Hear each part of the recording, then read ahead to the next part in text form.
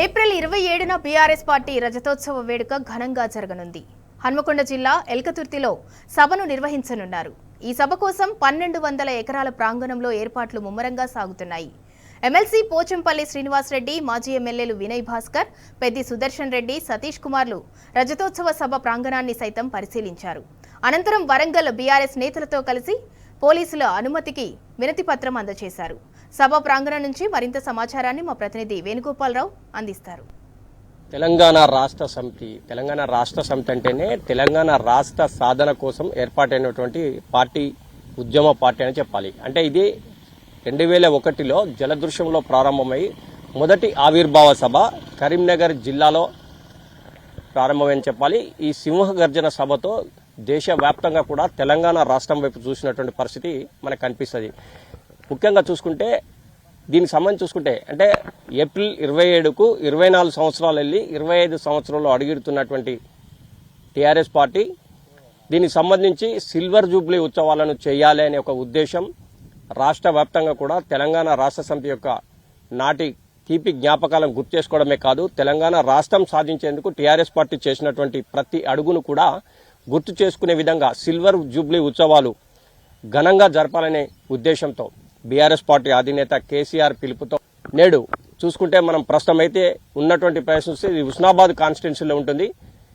దీనికి సంబంధించి హన్మకొండ జిల్లాలో ఉంది. అంటే ఈ సభ కూడా ఇక్కడ ఏర్పాటు చేయాలనే ఒక నిర్ణయం తీసుకున్నటువంటి పరిస్థితి మనకు కనిపిస్తుంది. ముఖ్యంగా ఈ సభ యొక్క ఉద్దేశం ఏంటంటే తెలంగాణ రాష్ట్ర సాధన ఏకైక లక్ష్యంగా పోరాటం చేసినటువంటి కేసీఆర్ తెలంగాణ రాష్ట్రాన్ని ఏ విధంగా సాధించాలి, తెలంగాణ రాష్ట్రం కోసమే ప్రత్యేకంగా ఒక ఉద్యమ పార్టీ తెలంగాణ రాష్ట్ర సమితి. ముఖ్యంగా కేసీఆర్ తెలంగాణ రాష్ట్ర సమితి స్థాపించిన తర్వాత మొదటి సభ సింహగర్జన సభ ఫుల్ సక్సెస్ అయిందని చెప్పాలి. ప్రస్తుతం దీనికి సంబంధించి సింహగర్జన సభ తర్వాత చూసుకుంటే 24 సంవత్సరాలు అయిపోయి 25వ సంవత్సరంలోకి ఏప్రిల్ 27 నాడు అడుగు పెడుతున్న నేపథ్యంలో ప్రస్తుతం మనం చూస్తున్నటువంటి విజువల్ ఇదంతా కూడా ఎల్కతుర్తికి సంబంధించినటువంటి సభా ప్రాంగణం. ఇక్కడే భారీ బహిరంగ సభ ఏర్పాటు చేశారు. మరోవైపు ఈ భారీ బహిరంగ సభకు పెద్ద ఎత్తున ప్రజలు తరలి వస్తారు కాబట్టి ఎక్కడ కూడా ఎవరికి ఎటువంటి ఇబ్బందులు లేకుండా ఇటు పార్కింగ్ సౌకర్యము, మరోవైపు సభా ప్రాంగణానికి సంబంధించి 159 ఎకరాలు, మరోవైపు 5 పార్కింగ్ స్థలాలు.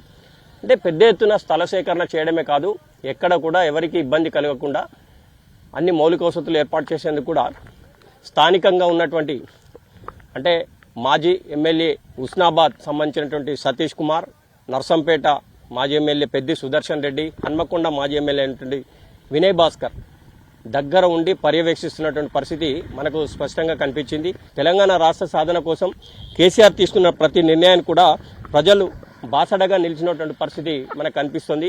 ఒక్క పిలిపిస్తే చాలు చీమల దండులాగా కదిలి వచ్చినటువంటి పరిస్థితి. అంటే ఇవన్నీ కూడా కొన్ని తీపి జ్ఞాపకాలు, కొన్ని మధ్యలో అంటే చేదు జ్ఞాపకాలు కూడా ఉన్నటువంటి పరిస్థితి. ఇవన్నీ కూడా బేరీజ్ వేసుకొని వచ్చే నెల 27 నాడు సిల్వర్ జూబ్లీ ఉత్సవాల్లో బీఆర్ఎస్ పార్టీ అధినేత దీన్ని మనం ప్రతిష్టాత్మకంగా తీసుకోవాలి. తెలంగాణ రాష్ట్ర సాధన కోసం టీఆర్ఎస్ పార్టీ అనుసరించిన విధానం, తెలంగాణ ప్రజలు అడుగడుగున మద్దతు ప్రకటించినటువంటి నేపథ్యం ఒకెత్తైతే, ముఖ్యంగా తెలంగాణ రాష్ట్రం సాధించే వరకు కూడా మడమ తిప్పని పోరాటం చేసిన కేసీఆర్ కు తెలంగాణ యావత్తు ప్రజలు కూడా బాసట నిలిచిందని చెప్పాలి. దానికి అనుగుణంగా ఏప్రిల్ 27న జరిగే సిల్వర్ జూబ్లీ ఉత్సవాల్లో బీఆర్ఎస్ పార్టీ అధినేత ఇవన్నీ కూడా ప్రజలతో పంచుకునే అవకాశం ఉంటుంది. ఈ యొక్క అవకాశం కోసం కూడా ప్రజలు కూడా పెద్ద ఎత్తున తరలి వచ్చే అవకాశం ఉంటుంది. కనుక దీనికి సంబంధించి ఎవరికి కూడా ఎక్కడ ఏ ఆటంకాలు కలగకుండా బీఆర్ఎస్ ప్రతినిధులు కూడా కొద్దిసేపటి క్రితమే సభా ప్రాంగణాన్ని పరిశీలించారు. పార్కింగ్ స్థలాలు కావచ్చు, రూట్ మ్యాప్స్ కావచ్చు, మరోవైపు వాళ్ళకు కావాల్సినటువంటి ఆహారం కావచ్చు, ప్రతి విషయంలో కూడా కేర్ తీసుకున్నటువంటి పరిస్థితి అయితే మనకు స్పష్టంగా కనిపించింది. ఏది ఏమైనా కానీ బీఆర్ఎస్ పార్టీ అధినేత ఇచ్చిన ఒక్క పిలుపుతో నాడు తెలంగాణ ఉద్యమం ఏ విధంగా అయితే ముందుకు సాగిందో, తెలంగాణ రాష్ట్ర సాధన వచ్చే వరకు కూడా ఈ రోజు కూడా సిల్వర్ జూబ్లీ ఉత్సవాల నేపథ్యంలో 24 నుంచి 25 సంవత్సరాలు అడుగుతున్నటువంటి బీఆర్ఎస్ పార్టీకి సంబంధించి బీఆర్ఎస్ పార్టీ అధినేత ఇచ్చిన ఒక పిలుపుతో రాష్ట్రం యావత్తు కూడా ఎల్కతుర్తిలో జరిగే సభ వైపే చూస్తుందని చెప్పాలి. మొత్తం మీద 27న జరిగే సిల్వర్ జూబ్లీ ఉత్సవాలకు రాష్ట్రంలో ఉన్నటువంటి పాత ఉమ్మడి 10 జిల్లాలు కూడా కదం కలుపుతూ ఈ యొక్క సభకు రావడానికి ఉవ్విళ్ళూరుతున్నారని చెప్పొచ్చు. కెమెరా పర్సన్ సుధాకర్తో వేణుగోపాలరావు, టీ న్యూస్, కరీంనగర్.